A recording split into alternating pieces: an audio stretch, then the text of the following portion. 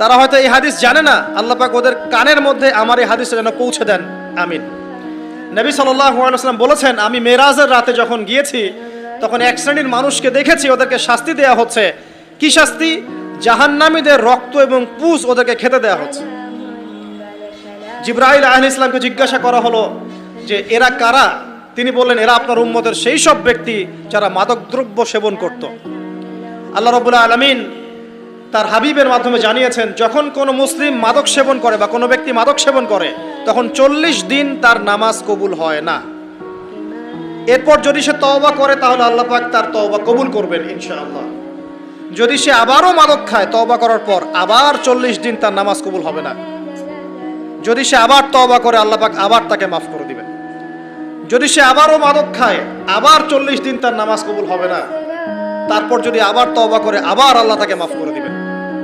এরপরেও যদি সে আবার মাদকদ্রব্য সেবন করে, নবী সাল্লাল্লাহু আলাইহি ওয়াসাল্লাম বলছেন, তাকে আল্লাহ রাব্বুল আলামিন পরকালে মৃত্যুর পরে তিনাতুল খাবাল পান করাবেন। তিনাতুল খাবাল। জিজ্ঞাসা করা হল, ইয়া রাসূলুল্লাহ, তিনাতুল খাবাল কি জিনিস?